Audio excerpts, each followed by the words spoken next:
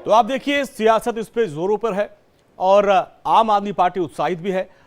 अब देखिए press conference होने वाली है, अब चेहरा कौन होगा इसको लेकर अब सस्पेंस बना हुआ है। देखिए अब क्या उस पर पर्दा हटता है। हेलो तो सवाल कब नहीं लिए हमने आपके, बताओ। पीसी में लेंगे।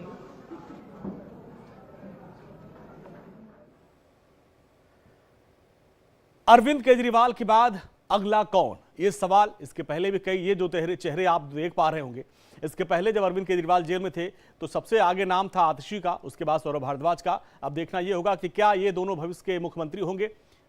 विधायक दल की बैठक के बाद यह फैसला होगा, लेकिन अभी सुनते हैं उनकी क्या रणनीति है। आज आपको जानकारी मिली होगी, अरविंद केजरीवाल जी ने पार्टी ऑफिस के अंदर ये घोषणा की है कि पिछले 2 साल से भारतीय जनता पार्टी अरविंद केजरीवाल और उनकी पार्टी के तमाम बड़े बड़े नेताओं के ऊपर कीचड़ उछाल रही थी कि ये लोग चोर हैं, इन्होंने बेईमानी की, इन्होंने भ्रष्टाचार किया, इन्होंने करोड़ों रुपए की कमाई की। और 2 साल की लंबी जांच के बाद भी ईडी सीबीआई के पास वो हिम्मत नहीं है कि वो ट्रायल भी शुरू कर पाए, मुकदमा भी नहीं शुरू कर पा रहे। ये बात सुप्रीम कोर्ट कह रहा है और इस बात पे सुप्रीम कोर्ट ने जब अरविंद केजरीवाल जी को जमानत दी तो साफ साफ केंद्र सरकार की प्रीमियर एजेंसी सीबीआई के ऊपर टिप्पणी की है कि सीबीआई आज भी पिंजरे में कैद तोते की तरह काम कर रहा है, दुर्भावना से अरविंद केजरीवाल को जेल में रखने के लिए काम कर रहा है और कब ट्रायल शुरू होगा इसका कोई पता नहीं। तो अरविंद केजरीवाल जी ने कहा है कि देश की सबसे बड़ी अदालत ने तो मुझे जमानत दे के राहत दी है, मगर जो जनता की अदालत है, मैं जनता की अदालत में जाके अग्नि परीक्षा दूंगा और अग्नि परीक्षा को जब पार करूंगा तो उस कुर्सी पे बैठूंगा जो मुख्यमंत्री की कुर्सी है, वरना उस कुर्सी पे नहीं बैठूंगा। जितनी राजनीति मैंने देखी है उससे ज्यादा कई साथियों ने देखी होगी। पूरी दुनिया के इतिहास में इकलौता ऐसा मुख्यमंत्री है जो अपनी मुख्यमंत्री की कुर्सी पे इस्तीफा देके कह रहा है कि अगर मैं ईमानदार हूं तो मुझे वोट देना, वरना मुझे वोट मत देना। ये बहुत बड़ी बात है। जनता की अदालत में जाके कह रहे हैं कि मैं आपका मुख्यमंत्री अग्नि परीक्षा देने आया हूं। 2 साल से मेरे ऊपर कीचड़ उछाली जा रही है, आरोप लगाए जा रहे हैं, नैरेटिव चलाया जा रहा है और वो आदमी रिस्क ले रहा है इतनी बड़ी चीज का, अपने पूरे करियर का रिस्क ले रहा है वो आदमी और कह रहा है इतनी कीचड़ उछालने के बावजूद, इतनी विपरीत परिस्थितियों के बावजूद, जब पार्टी को उसके ऑफिस से निकाल दिया हो, पार्टी के तमाम नेताओं को गिरफ्तार किया गया हो, पार्टी के पास पैसा ना हो, ऐसे में अरविंद केजरीवाल कह रहे हैं मैं जनता के बीच जाके कहूंगा कि अगर मैं ईमानदार हूं तो मुझे वापस मुख्यमंत्री की कुर्सी पे बिठाइएगा, वरना मत बिठाइएगा। भारतीय राजनीति के अंदर ऐसी नैतिकता, ऐसी शुचिता देखने में नहीं मिलती, जहां आज भारतीय राजनीति एक कीचड़ के समान हो गई है। ये इकलौते अरविंद केजरीवाल हैं। अरविंद केजरीवाल कहते हैं कि तमाम आरोपों के बावजूद, कीचड़ उछालने के बावजूद, एक चीज भी अब तक अदालत के अंदर साबित नहीं हुई, एक आरोप भी। मैं बहुत गंभीरता से ऐतराज दर्ज करता हूं। सुधांशु त्रिवेदी पढ़े लिखे व्यक्ति हैं, सजा याफ्ता शब्द का इस्तेमाल उन्होंने जो अरविंद केजरीवाल जी के लिए किया है उसका मैं घोर ऐतराज करता हूं। उनको इतनी समझ कानून की होनी चाहिए, इतने पढ़े लिखे वो होने चाहिए। वो एक मेंबर ऑफ पार्लियामेंट हैं। सजा याफ्ता का मतलब कन्विक्टेड होता है। अरविंद केजरीवाल की ट्रायल भी अभी तक शुरू नहीं हुई, आपने सजा याफ्ता डिक्लेयर कर दिया। इलाज कराएं सुधांशु त्रिवेदी अपना, वरना इलाज हम करना जानते हैं। उनको मैं चेतावनी दे रहा हूं, अपनी जुबान संभाल के बात करा करें। अरविंद केजरीवाल जी ने ये रिस्क आज लिया है और जनता की अदालत के बीच में जाएंगे और जनता जो कहेगी उसके हिसाब से कुर्सी पे बैठेंगे, वरना कुर्सी पे नहीं बैठेंगे। अब आतिशी अपनी बात रखेंगे।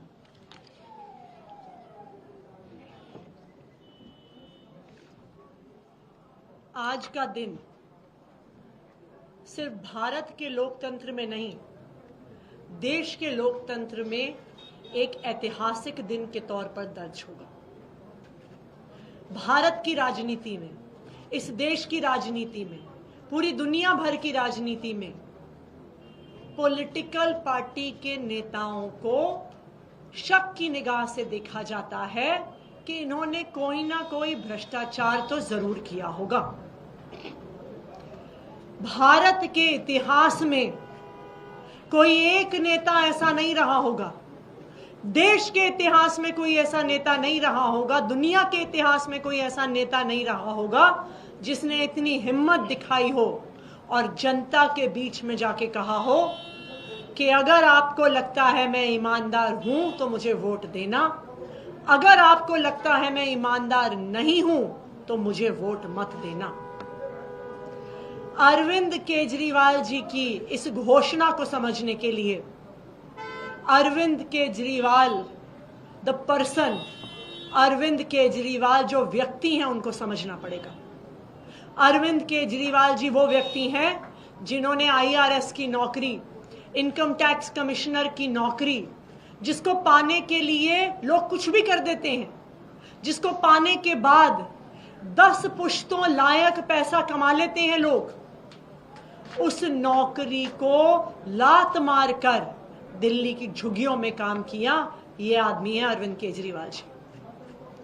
अरविंद केजरीवाल जी वो आदमी है जिन्होंने जीरो से एक पॉलिटिकल पार्टी को खड़ा किया, भ्रष्टाचार के विरोध में खड़ा किया, और जब एक नई नवेली पार्टी चुनाव जीती और वो दिल्ली के मुख्यमंत्री बने, उन्होंने मुख्यमंत्री पद से सिर्फ इसलिए इस्तीफा दे दिया क्योंकि वो भ्रष्टाचार के खिलाफ कानून नहीं ला पाए जो वादा करके आए थे वो दिल्ली के लोगों का।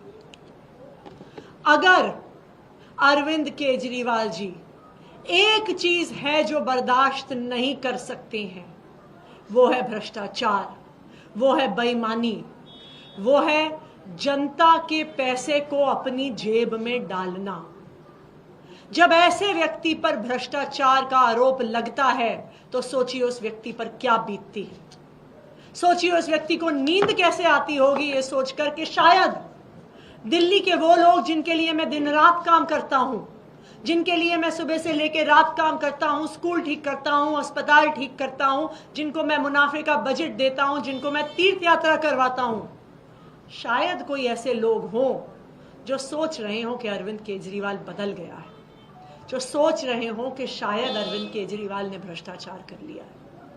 और आज अरविंद केजरीवाल जी के इस्तीफे का फैसला उस दर्द से आया है कि कहीं कोई ऐसा दिल्ली वाला ना हो जो सोच रहा हो कि मैं भ्रष्टाचारी हूं, जो सोच रहा हो कि मैंने जनता का पैसा खाया है। अरविंद केजरीवाल को पिछले 2 साल से भारतीय जनता पार्टी की केंद्र सरकार प्रताड़ित कर रही है। एक के बाद एक केस, एक के बाद एक झूठे आरोप, कभी एक नेता को गिरफ्तार करते हैं, कभी दूसरे नेता को गिरफ्तार करते हैं, कभी एक झूठा आरोप लगा के बदनाम करते हैं, कभी दूसरा झूठा आरोप लगा के बदनाम करते हैं। पिछले 2 साल में हजारों रेड हो गई, पिछले 2 साल में सैकड़ों CBI और ED के अफसर लग गए, लेकिन पिछले 2 साल में वो आम आदमी पार्टी के किसी भी नेता से भ्रष्टाचार का 1 रुपया भी बरामद नहीं कर पाए। ये है आम आदमी पार्टी की ईमानदारी, ये है अरविंद केजरीवाल जी की ईमानदारी। अब उस ईमानदारी पे ठप्पा सुप्रीम कोर्ट ने भी लगा दिया। सुप्रीम कोर्ट ने ना सिर्फ आम आदमी पार्टी के सभी नेताओं को जमानत दी, सुप्रीम कोर्ट ने ना सिर्फ अरविंद केजरीवाल जी को जमानत दी, सुप्रीम कोर्ट ने भारतीय जनता पार्टी की केंद्र सरकार और उनकी एजेंसीज के मुंह पे तमाचा मारा और तमाचा मार के कहा कि ये जो एजेंसीज हैं ये एक पिंजरे में बंद तोते की तरह हैं जो सिर्फ अपनी मालिक की आवाज में बोल रही हैं। सुप्रीम कोर्ट ने तमाचा मारा केंद्र सरकार की एजेंसीज को और कहा कि अरविंद केजरीवाल की गिरफ्तारी सिर्फ एक दुर्भावना से हुई है, उनको जेल में रखने की दुर्भावना से हुई है। सुप्रीम कोर्ट ने तमाचा मारा ये कह के कि केंद्र सरकार की एजेंसीज को स्वतंत्र होना पड़ेगा, उनको इंडिपेंडेंट होना पड़ेगा, उनके इन्वेस्टिगेशन को अबव बोर्ड होना पड़ेगा। ये आम आदमी पार्टी नहीं कह रही है, ये सुप्रीम कोर्ट ने कहा है। लेकिन अरविंद केजरीवाल जी के लिए सिर्फ सुप्रीम कोर्ट के शब्द काफी नहीं है। उन्होंने अपनी जिंदगी लगाई है दिल्ली के लोगों की सेवा करने के लिए, दिल्ली की जनता की सेवा करने के लिए, और वो तब तक चैन से नहीं बैठ सकते, वो तब तक मुख्यमंत्री नहीं बन सकते जब तक उनको भरोसा ना हो जाए कि दिल्ली की जनता उनकी ईमानदारी पर भरोसा करती है, दिल्ली की जनता उनको ईमानदार मानती है। और इसीलिए अरविंद केजरीवाल जी ने यह फैसला किया है कि जब तक दिल्ली की जनता उनकी ईमानदारी पर भरोसा नहीं दिखा देती, जब तक उनकी ईमानदारी पे जनादेश नहीं देती है, वो मुख्यमंत्री की कुर्सी पे नहीं बैठेंगे। मुझे लगता है कि इस कीचड़ भरी राजनीति में शायद ही कोई ऐसा व्यक्ति आया होगा अरविंद केजरीवाल जी की तरह, जिन्होंने कहा है कि मैं करूंगा ईमानदारी की राजनीति। तुम मुझ पर कितने भी झूठे आरोप लगाओ, तुम मुझे कितना भी कीचड़ उछालो, मैं साफ सुथरी राजनीति करूंगा और खुद साफ सुथरी राजनीति करके मैं देश की राजनीति बदलूंगा। और इसी के साथ हमने मांग करी है कि दिल्ली में जल्द चुनाव करवाए जाएं। नवंबर में महाराष्ट्र में चुनाव होने हैं, उसी के साथ साथ दिल्ली में भी चुनाव करवाए जाएं और इस चुनाव में दिल्ली की जनता अपना जनादेश देगी, अपने बेटे, अपने भाई अरविंद केजरीवाल पर जनादेश देगी, उनकी ईमानदारी पे जनादेश देगी, जो उनका अरविंद केजरीवाल जी पर भरोसा है उसका जनादेश देगी। तो हम ये चाहते हैं कि दिल्ली में जल्द से जल्द चुनाव करवाए जाएं, कि दिल्ली की जनता भी अरविंद केजरीवाल जी की ईमानदारी पर अपना जनादेश दे सके।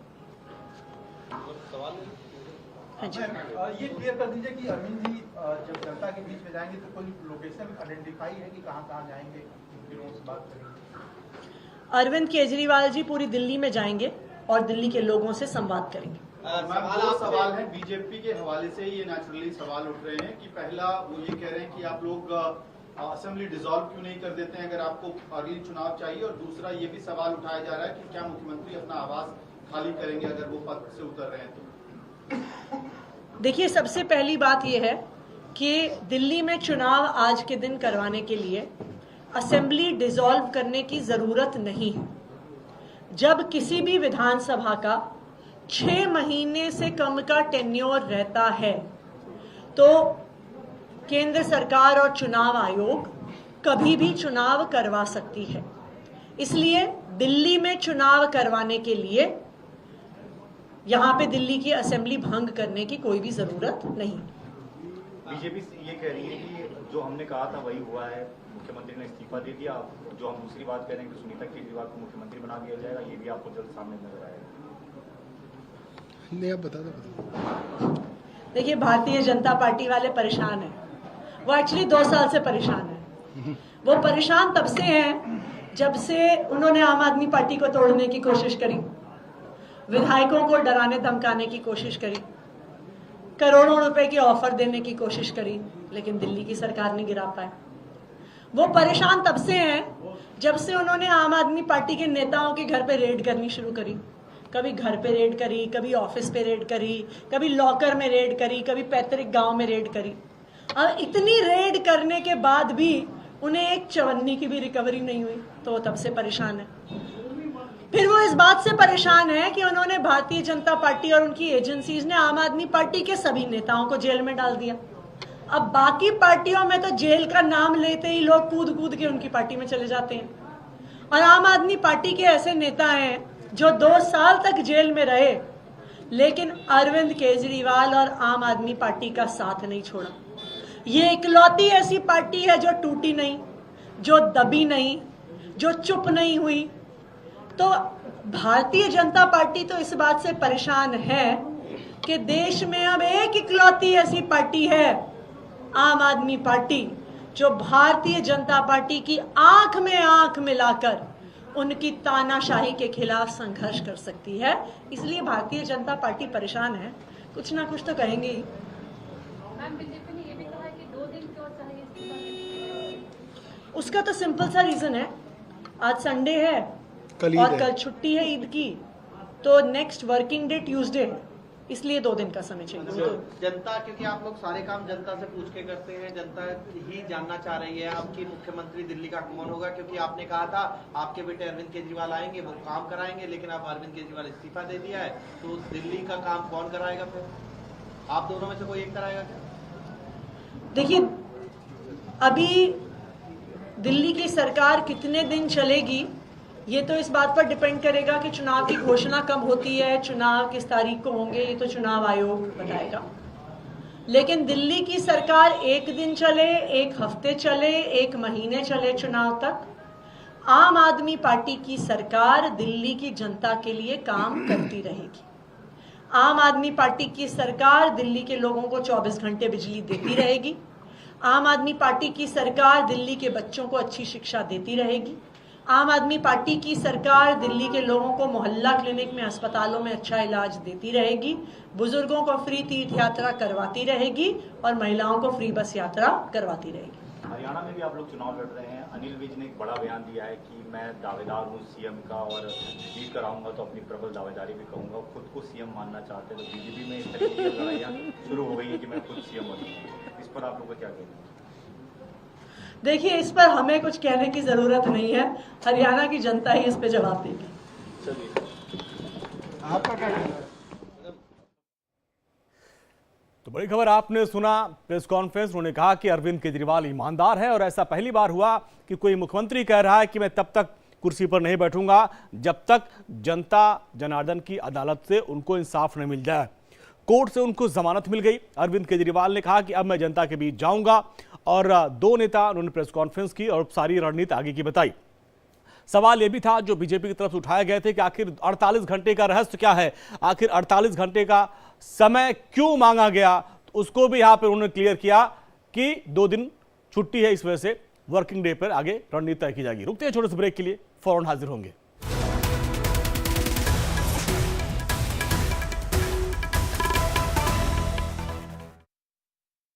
उत्तर प्रदेश की योगी आदित्यनाथ सरकार प्रदेश की शिक्षा व्यवस्था को देश में नंबर 1 करने के लिए संकल्पबद्ध है। राज्य में पीएम श्री योजना के तहत जहां स्कूलों का आधुनिकीकरण किया जा रहा है, इस योजना के तहत बच्चों को मॉडर्न शिक्षा भी दी जा रही है। पीएम श्री योजना में 89 माध्यमिक और 1664 बेसिक शिक्षा के स्कूल है। पहले चरण में 928 स्कूलों को अपग्रेड किया गया है, और जिसके लिए योगी सरकार की तरफ से 404 करोड़ रुपए की धनराशि दी गई थी। विद्यालयों में ऑपरेशन कायाकल्प के माध्यम से फ्लोरिंग, उसके फर्श को बनाने, फर्नीचर को लाने, स्मार्ट क्लास बनाने, बालक बालिकाओं के लिए अलग अलग टॉयलेट बनाने, पेयजल की व्यवस्था के कार्यक्रम प्रारंभ हुए। इस योजना से 5 करोड़ बच्चों को फायदा मिल रहा है। उन्हें नई